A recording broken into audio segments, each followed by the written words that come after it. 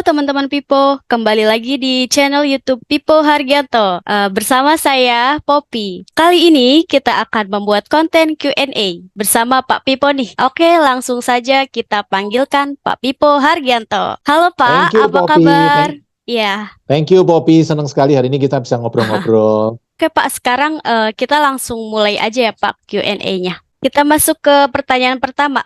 Bagaimana cara memiliki properti kalau modal kita terbatas atau sedikit nih Pak? Iya, biasanya Poppy banyak orang mikir kalau mau invest properti kan harus modalnya besar. Orang rata-rata gitu. Padahal banyak Hmm. orang tahu kalau invest properti bagus. Pasti kalau tanya kenapa kok belum invest? Oh, nggak punya modal, Pak. Padahal sebenarnya di properti itu justru kita bisa invest dengan modal sekecil-kecilnya. Nah, caranya gimana kita bisa invest properti dengan modal sekecil-kecilnya? Nah, itu yang saya lakukan. Memang banyak kan teori atau cara atau alternatif properti tanpa modal. Tapi yang saya lakukan selama ini adalah beli properti tapi pakai modal orang lain. Saya biasa paling senang pakai bank. Tidak harus pakai bank, tapi saya senang pakai bank karena menurut saya paling gampang. Nah, kemudian kalau invest pakai bank, propertinya kebeli, pertanyaan berikutnya adalah bayar angsurannya gimana, Pak? Nah, angsurannya kita juga ngambil dari income dari properti itu. Kita harus bisa memastikan income properti tersebut lebih besar dari angsuran. Nah, kalau income-nya lebih besar dari angsuran, nah lama-lama propertinya bisa melunasi dirinya sendiri. Dan indahnya apa? Kalau sudah lunas ke banknya, angsurannya, tapi properti tetap menghasilkan uang, nah itu bisa jadi pasif income kita. Jadi ketika properti lunas, pasif income-nya tetap ke kita, propertinya jadi milik kita, dan biasanya propertinya udah mahal tuh. Contohnya properti ini, properti pertama yang saya beli, 2008, dulu 900 juta, sekarang sudah 5,8. Income-nya juga sudah naik. Kalau dulu cuma 18 juta, hari ini income-nya sudah 40-50 juta. Jadi ketika lunas jadi enak banget. Nah, teorinya atau caranya atau garis besarnya seperti itu, Poppy. Wah, menarik sekali ya, Pak. Masuk nih, Pak, ke pertanyaan nomor 2. Apa bisa income properti lebih besar dari angsuran apabila semakin lama properti semakin mahal? Iya, memang ya properti itu semakin lama semakin mahal. Karena kenapa? Karena buminya terbatas, Poppy. Buminya Hmm, terbatas, oke. tapi orangnya tambah lama tambah banyak kan. Dulu jumlah manusia paling berapa? 5 miliar, sekarang sudah 8 miliar. Indonesia dulu 200 juta, sekarang sudah hampir 300 juta. Jadi orangnya nambah terus, buminya tetap. Nah, semakin banyak orang rebutan, Poppy, pasti barangnya jadi semakin mahal karena barangnya nggak nambah. Nah, gimana caranya supaya kita bisa invest properti dan memastikan income-nya lebih besar dari angsuran? Banyak cara. Paling gampang disewakan. Tapi biasanya kalau disewakan income-nya kecil. Mungkin cuma 3% dari harga properti. Misalnya propertinya Poppy beli 1 miliar. Eh, kalau disewakan cuma laku 3% setahun 30 juta. Nggak cukup untuk bayar angsuran. Angsuran aja mungkin bunganya aja sudah 5-10% per tahun. Jadi 3% nggak cukup. Nah, biasanya lebih mudah kita ada bisnis di atasnya. Bisnis income-nya kan gede. Katakanlah income-nya bukan 3% per tahun, tapi 3% per bulan. Nah, 3% per bulan kali 12, kan ketemunya 36%. Jauh lebih besar daripada kalau disewakan saja. Tentu Hmm, ini nggak bisa ngomong general, maksudnya sewakan nggak mungkin. Nggak juga. Saya punya properti yang disewakan orang 11% dari harga properti. Kiosnya saya beli 260 juta, setelah saya beli disewa orang 30 juta setahun alias 11%. Itu cukup untuk bayar angsuran. Tapi menurut saya jauh lebih mudah, Poppy, kalau daripada disewakan, kita mending kita cari bisnis yang bisa kita taruh di atasnya. Biasanya bisnisnya kalau bisa saran saya yang aman, awet, kemudian autopilot, dan bisa menghasilkan income yang teratur dan di atas bunga bank. Saya menyebut sebenarnya cara ini adalah komodo, disingkatnya komodo. Apa itu komodo? KO, kerja ogah, kita ogah kerja. Caranya gimana? Propertinya menghasilkan passive income. Passive income adalah income yang kita dapat tanpa bekerja. Nah, kemudian yang kedua, MO, mengangsur juga ogah. Kita harus bisa memastikan properti itu menghasilkan passive income lebih besar dari angsurannya, sehingga kita ogah mengangsur karena propertinya bisa mengangsur sendiri. Yang terakhir, DO, komodo, DO, DP ogah. Kita ogah keluar DP, caranya gimana? Kita cari cara, kita bisa beli dengan DP sekecil-kecilnya, kalau bisa nol. Jadi teman-teman, intinya bisa. Tapi memang teman-teman, properti semakin lama semakin mahal. Nah, saya pun terdesak ya kan. Contoh properti pertama ini yang saya beli di Tangerang, tengah kota. Lama-lama terdesak karena properti Tangerang lebih mahal, semakin lama semakin mahal, pindah ke Kabupaten Tangerang, jadi lebih pinggir. Lama-lama terdesak lagi ke Serang. Tapi teman-teman, tetap kita bisa income lebih besar dari angsuran. Nah, terakhir-terakhir ini saya coba ke arah Tangsel, walaupun propertinya lebih mahal, tapi strategi yang saya pakai sekarang, cari kredit yang lebih murah, jangkanya lebih panjang supaya angsurannya lebih rendah, karena income properti kan kurang lebih segitu-segitu aja. Dengan kita bisa kredit jangka lebih panjang dan cari kredit yang murah, angsurannya bisa turun. Intinya seperti itu, Poppy. Oke Pak, lanjut pertanyaan nomor 3 ya. Ya, Proper silahkan. Oke, properti seperti apa sih yang cocok untuk cara ini? Intinya kan kalau tadi Poppy saya sudah jelasin, intinya kita caranya gimana. Intinya adalah propertinya income-nya lebih besar dari angsuran. Intinya itu. Hmm, Nah, banyak cara, tapi seperti yang tadi saya sampaikan, kalau disewakan, biasa income-nya kecil. Biasanya loh. Tapi kan bukan berarti pasti kalau biasanya. Bisa jadi income ketika disewakan lebih besar dari angsuran, bisa jadi. Tapi menurut saya lebih iya. mudah kalau kita taruh bisnis di atasnya. Bisnis seperti kita tahu kan 3%, average 3% per bulan, bukan per tahun. Nah kalau per bulan 3% kali 12, kan bisa 36%. Udah lebih dari cukup. Tapi kalau misalnya kita nggak punya keahlian bisnis gimana? Nah, kita bisa cari partner yang sudah pengalaman, katakanlah 10 tahun atau lebih mengelola bisnis. Ya tentu konsekuensinya 50-50 hasilnya ya kan, nggak bisa punya kita semua, kita juga harus bagi hasil ke mereka. Ya 50-50 Hmm. dari 36% dibagi dua, bisa 18%, masih cukup untuk bayar angsuran. Nah, karena income-nya 18, kita bisa cicil ke bank, anggap bunga bank 8%. Ya, kita masih sisa 10%. Ya, 10% bisa masuk kantong, tapi yang sering saya lakukan adalah saya pakai untuk cicil pokok hutang, supaya hutangnya turun terus, sehingga ketika saya pensiun, nanti umur 55, kreditnya sudah lunas semua, tinggal menikmati passive income. Nah, bisnis-bisnis apa yang bisa cocok untuk properti? Nomor satu, akan jauh lebih bagus kalau teman-teman sudah punya bisnis yang jalan, punya cabang banyak.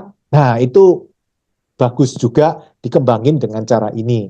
Tapi kalau teman-teman nggak punya bisnis seperti saya, ya kita mesti cari bisnis-bisnis yang bisa, syaratnya adalah 5, aman. Kita perlu cari bisnis yang aman, nggak usah melanggar hukum, sesuai peraturan aja, nggak usah aneh-aneh.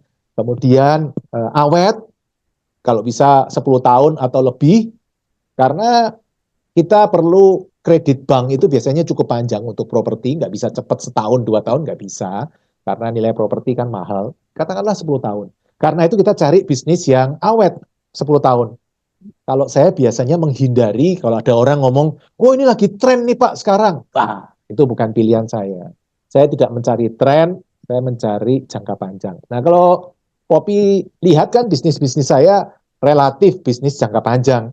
Ada minimarket, ada kos, ada warteg, yang orang bilang, wah ini mah bisnis orang tua-tua Pak, anak muda-muda nggak mau. Eits, yang penting bukan orang tua orang mudanya, tapi awet.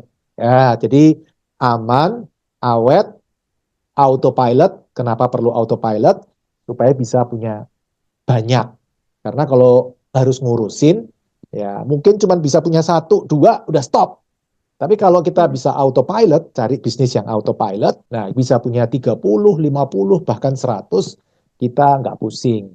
Kemudian kita perlu bisnis yang teratur, karena awet, kemudian kebutuhan dasar manusia, ada income teratur, karena kita perlu untuk bayar angsuran. Jangan bisnis yang, oh kalau lagi musim, kita bisa untung gede Pak. Kalau lagi bagus profitnya bisa untung gede. Waduh, jangan cari yang seperti itu. Cari yang teratur income-nya, karena kita kan harus bayar angsuran. Kalau nggak bayar angsuran, ntar dimarahin bank, ya kan? Nah, Hmm. terakhir, teratur, yang terakhir adalah di atas bunga bank. Ketika ada income di atas bunga bank, maka kita nggak pusing, propertinya bisa nyicil sendiri. Intinya 5 itu. Nah, seperti apa bisnis 5 itu, teman-teman boleh tentukan, tapi teman-teman kalau mau contoh punya saya juga ada. Saya ada minimarket, ada kos, ada toko ban franchise, ada warteg franchise, ada properti yang disewakan. Selain 5 ini, saya yakin juga masih banyak yang lain. Teman-teman silahkan pilih. Mungkin ya yang saya kepikir, tempat parkir Pak. Ya bagus. WC umum Pak. Gus, pokoknya apapun yang menurut teman-teman bisa memenuhi 5 syarat ini. Gitu, Poppy. Ya, oke, lanjut. Apakah orang dengan income terbatas bisa mempraktekkan cara ini? Ya, sebenarnya kan memang ini bertumpu ke pembiayaan dari orang lain, dalam hari ini bank. Kalau income-nya terbatas gimana? Ya tentu ya. Kalau menurut saya income berapapun bisa. Contohnya saya 2008 bangkrut kopi, tapi tetap bisa mendapat pembiayaan karena ini kan tidak pakai modal kita sendiri, pakai modal orang lain. Nah, tentu teman-teman harus mengamankan supaya income-nya cukup juga. Saya sih bilang secara teori bisa, saya aja bisa. Cuman kalau saya suruh nyuruh orang yang income-nya terbatas seperti ini, saya juga deg-degan juga. Walaupun kalau buat saya nggak ada masalah. Tapi kalau buat orang lain, nah nanti dulu itu sekali lagi saya ingatkan tetap bahwa ini ada resikonya. Sebaiknya teman-teman memang punya income tertentu untuk melakukan hal ini. Walaupun secara teori dan sudah saya praktekkan tidak ada masalah. Tapi kan saya tetap deg-degan juga kalau ngajak-ngajakin orang untuk mengambil resiko. Jadi menurut saya balik lagi ke selera resiko teman-teman mau seperti apa, karena sebenarnya tidak ada masalah. Income terbatas, kalau pakai bank nggak bisa gimana Pak? Ya kan kita bisa cari cara lain, misalnya pakai pembiayaan tanpa melalui bank. Misalnya kita kerjasama dengan keluarga, dengan teman kita, kan tidak harus melihat income kita. Kita mungkin lebih repot cari lokasi, ngurusin franchise-nya sehari-hari operasional. Tapi itu kan bisa menutupi kekurangan kita. Kita kurang di income, tapi kita menang di rajin. Sehingga ya modalnya orang lain modal uang, kita modal rajin. Kan bisa ketemu juga. Jadi menurut saya seharusnya bisa. Itu balik lagi ke diri kita masing-masing. Oke. Lalu kalau ada B checking kelima, apakah bisa juga, Pak? Ya, sama seperti pertanyaan sebelumnya, kalau BI checking gimana? Nah, memang teman-teman, kalau BI checking tidak bagus, kredit ke bank sulit. Ya, kecuali dibereskan dulu masalahnya kreditnya, kemudian setelah sekian waktu, katakanlah setahun, 2 tahun, kemudian bank baru mau mulai ngasih pembiayaan. Nggak masalah. Selama menunggu, kita belajar cari properti dulu. Karena yang paling susah menurut saya adalah ilmu propertinya. Kalau nyari kredit, kurang lebih gitu-gitu ya, bisa cair lah. Tapi yang susah adalah nyari properti yang income-nya lebih besar dari angsuran. Jadi sementara nunggu kreditnya beres, ya kita belajar cari propertinya. Pak, ini sudah dapat propertinya tapi nggak dapat kredit bank. Ya gampang lah, dijual aja opportunity itu ke orang lain. Pasti banyak orang lain yang mau kalau propertinya bagus, income-nya lebih besar dari angsuran, dan DP-nya kecil, pasti banyak yang mau. Jadi nggak perlu kita sendiri, kita jual ke orang lain pun hasilnya pasti lumayan. Tapi kalau seandainya tetap kita mau gimana? Ya, ada beberapa alternatif. Satu, kita beresin call 5 kita dulu, atau cari cara lain adalah kita cari pembiayaan tanpa melalui bank. Misalnya kita partneran dengan orang lain, itu kan tidak perlu melihat BI checking kita. Masa orang lain mau ngelihat kamu BI checkingnya call berapa? Kan enggak juga, itu kan rahasia pribadi masing-masing.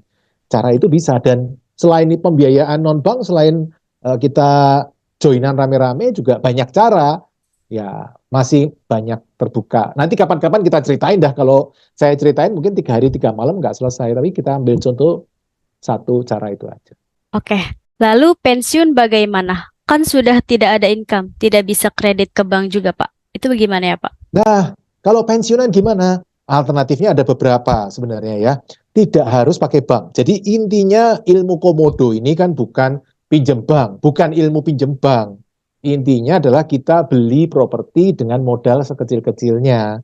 Jangan salah loh, nanti ada yang ngomong, terus katanya Pak Pipo harus kredit bank. Ya enggak lah, kalau punya duit, kenapa harus pinjem bank? Misalnya, Pak ini barusan terima pensiun nih Pak, pensiunnya gede nih Pak, sekian ratus juta misalnya, atau BPJS-nya barusan cair, setelah 30 tahun kerja ternyata hasilnya oke juga, atau uang pensiunnya banyak, ya kan bisa beli cash juga, tidak harus maksain beli pakai bank. Atau mungkin tidak perlu cari properti yang mahal di tengah kota, tapi kita bisa cari yang di pinggir kota, di kota-kota kecil, sehingga kita bisa invest dengan sekecil-kecilnya. Atau bisa juga kita pakai kredit yang tidak melihat income kita. Jadi walaupun pensiunan, tidak punya income, tetap bisa dibiayai, juga ada produk-produk seperti itu ada. Jadi dia ngelihat proyeknya, selama proyeknya bagus, kegunaan uangnya jelas.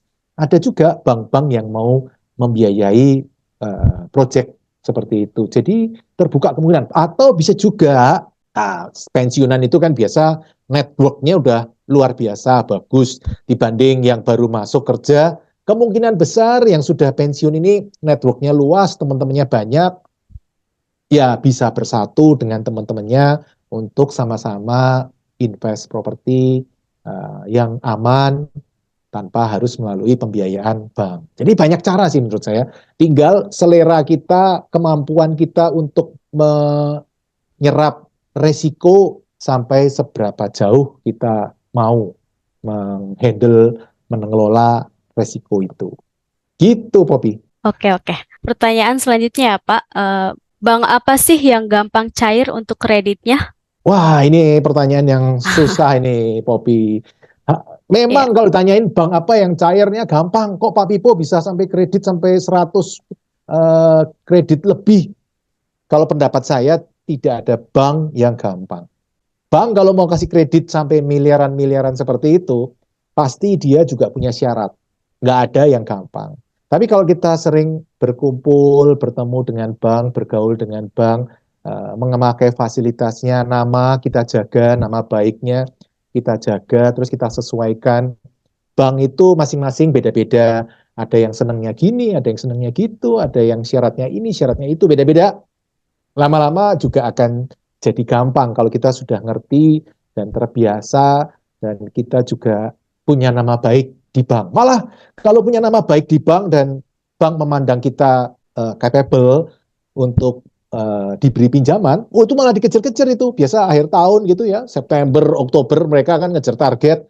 Biasa yang dihubungin customer-customer yang prime, ayo Pak, kredit lagi Pak, kita masih butuh target. Nah, malah dikejar-kejar sama orang-orang bank. Tapi untuk menuju ke situ, ya kita mesti membangun sedikit demi sedikit. Pertama mulai dulu, saya kan mulai juga cuman kredit 1 M-an, ya kan. Kalau hari ini ya jumlahnya puluhan kali lipat daripada pinjaman awal-awal itu. Itu Poppy, jadi nggak ada kredit bank yang gampang, tapi kalau kita udah terbiasa, lama-lama jadi gampang juga. Pertanyaan selanjutnya nih, Pak. Kalau kerja di luar negeri, apakah bisa praktek komodo ini juga? Ya, kita memang intinya kan kita pengen punya properti yang komodo ya kan. Kerja ogah, KO, Oke. kerja ogah, kita ogah kerja, propertinya menghasilkan passive income. Misalnya sewakan, atau ada bisnis autopilot, atau bisnis bagi hasil, atau bisnis yang dikelola operator. Intinya pokoknya menghasilkan income tanpa kita harus kerja. Karena kita ogah kerja. Nah, kedua kan MO, kita mengangsur juga ogah. Caranya gimana? Kita bisa membuat properti itu membayar angsurannya sendiri sehingga kita ogah membayar angsuran. Nah, terakhir DO, DP juga ogah. Kita sebisa mungkin beli properti dengan DP sekecil-kecilnya. Nah, bahkan nol. Nah, kalau kerja di luar negeri gimana? Saya di komunitas Pipo, saya lihat ada beberapa member-member Pipo yang dari luar negeri juga. Ada dari Belanda, ada dari Amerika, ada dari Timur Tengah. Ternyata mereka bisa juga. Jadi beberapa bank di Jakarta, atau tepatnya di Indonesia ya, mungkin banyak bank, bukan beberapa. Mereka welcome juga terhadap orang-orang yang punya pendapatannya di luar negeri. Jadi nggak harus di Indonesia pendapatannya. Pendapatannya di luar negeri itu bisa diberikan kredit atau pembiayaan. Tentu ada syarat-syaratnya, misalnya bisa diverifikasi income-nya, walaupun di luar negeri tapi bisa diverifikasi. Contohnya teman kita di Belanda, nah itu orang banknya sampai kirim mau telepon ke Belanda, tapi di sana kan bahasa Belanda, jadi susah analis kreditnya di sini, telepon ke sana. Akhirnya bikin email, terus nanti dijawab dari sana dari email. Walaupun orang di Belanda juga heran, emang masih seperti itu ya? Karena di Belanda mungkin kan sistemnya beda dengan kita. Di sana kan setiap orang udah ada kredit scoringnya. Kalau di Indonesia kan ketika kita mau ngajuin kredit, baru dinilai kelayakan kredit kita. Jadi, tapi intinya bisa kalau kita tahu syaratnya dan kita sesuaikan dengan syarat dari bank itu.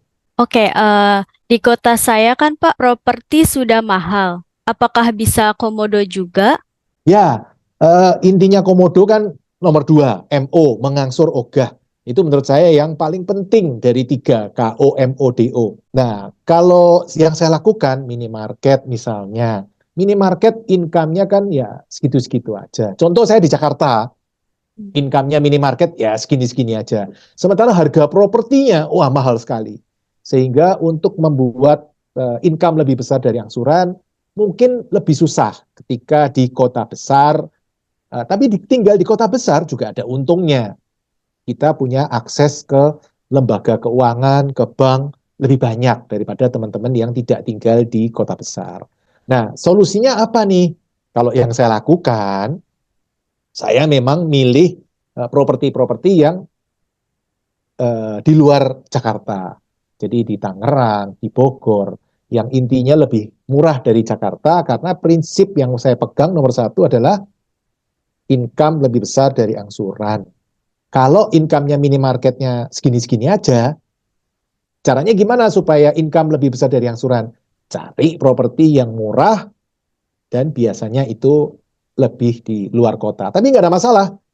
Yang penting bagi kita bisnisnya autopilot supaya bisnis bisa jalan. Bahkan saya punya properti ada yang di Sumatera, Sumateranya Sumatera Utara lagi paling jauh ya kan, atau hampir paling jauh lah, paling jauh Aceh ya, nomor dua Sumatera Utara. Walaupun saya tinggal di Jakarta, tapi nggak ada masalah. Saya ada 3 properti di Sumatera Utara, tetap bisa menghasilkan passive income bagi saya. Jadi intinya bisa menurut saya, Poppy. Oke, Tinggal oke. kita menyesuaikan. Jangan dipaksain harus di kota kita. Mungkin kita ngalah dikit ke kota-kota di sekitar kita.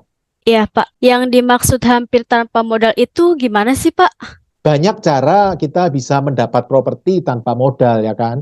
Ada yang caranya di flip ya kan, ambil selisihnya dikumpulin terus nanti beli properti, bisa caranya kayak gitu. Tapi kalau yang saya lakukan kan lebih ke arah cara komodo. Gimana caranya? Kita beli properti yang ada income-nya supaya income ini bisa dipakai untuk bayar angsuran. Kalau propertinya sendiri yang bayar angsuran, nah kan kita nggak perlu keluar modal. Propertinya yang akan membiayai sendiri angsurannya sampai lunas. Sebenarnya prinsipnya seperti itu, intinya. Tapi kalau kita kembangin, syaratnya ada 3 kalau menurut saya. Komodo, KOMODO, kerja ogah, kita ogah kerja, caranya gimana, propertinya yang kerja menghasilkan income bagi kita, MO mengangsur juga ogah, caranya gimana, income lebih besar dari angsuran itu bisa dihasilkan dari passive income-nya, yang terakhir DO, DP ogah, kita dengan DP sekecil-kecilnya. Kalau nggak ada DP, kreditnya dibiayai dari uang orang lain, misalnya bank. Kemudian propertinya nyicil sendiri. Jadi berapa modal yang kita butuhkan, Poppy? Nah, konsepnya seperti itu. Oke nih, udah pertanyaan terakhir, Pak. Ya, silakan. Apa yang pertama harus dipelajari untuk bisa praktek beli properti tanpa modal ala komodo ini? Nah, kalau kita mau belajar, kalau saya ngelihat ada 3, syaratnya ilmunya ada 3. Yang pertama, kita harus bisa cari bisnis yang 5A, tadi saya menyebutnya ya, aman, awet, autopilot, teratur, dan di atas bunga bank. 5 ini. Ketika kita bisa mencari bisnis yang aman, awet, jangka panjang, autopilot sehingga kita nggak perlu repot-repot dan menghasilkan income yang teratur, dan di atas bunga bank, maka kita sudah menyelesaikan 90% dari masalah. Nah, setelah kita ketemu bisnisnya itu, kita berikutnya adalah cari properti yang sesuai dengan bisnis itu. Contoh ya, misal saya pengen minimarket, ya teman-teman harus tahu kalau dari minimarket kriterianya apa, ya nggak mungkin misalnya di daerah yang tengah-tengah sawah gitu kan, nggak mungkin, nggak ada yang belanja nanti Pak, mau ke situ aja harus lewat jalan berlumpur gitu kan, nggak mungkin siapa yang mau belanja di minimarket di situ. Nah, kita kan harus tahu. Nah, yang terakhir ilmunya, kalau yang pertama cari bisnis, yang 5A tadi, nomor 2 cari properti, yang ketiga kita baru belajar pembiayaan. Ini urut kalau saran saya. Teman-teman belajar bisnisnya dulu, cari bisnisnya dulu, kemudian tahu kriteria properti yang dicari, yang terakhir baru belajar pembiayaan. Jangan kebalik-balik. Saya sering lihat ada orang yang kebalik-balik belajar pembiayaan dulu, tapi nggak ngerti propertinya seperti apa, bisnisnya seperti apa. Nanti yang terjadi, dapat kredit, nggak tahu, bingung, mau buat apa ini Pak kreditnya. Padahal bunga jalan terus, argonya jalan terus. Ntar bingung, malah beli investasi yang nggak jelas, spekulasi yang nggak jelas, akhirnya amblas. Itu kan bahaya sekali. Kalau saran saya, urut aja, belajar bisnisnya dulu, kemudian cari properti yang sesuai bisnis, nah, terakhir baru belajar pembiayaan. 3 hal ini yang perlu teman-teman pelajarin kalau pengen bisa beli properti dengan modal sekecil-kecilnya atau bahkan nol. Nah, teman-teman, jadi seperti itu untuk Q&A-nya. Nah, bagi teman-teman yang ingin mau ada konten Q&A seperti ini lagi, silakan komen di bawah ini ya. Dadah Pak Hargi, terima kasih. Salam Passive Income Property. Terima kasih telah mengikuti video hingga selesai. Untuk yang belum subscribe, ayo subscribe channel Pipo Hargianto dan klik lonceng notifikasi untuk mengikuti video-video selanjutnya. Teman-teman juga bisa mengikuti seminar-seminar gratis yang saya bagikan. Silakan daftar melalui nomor berikut.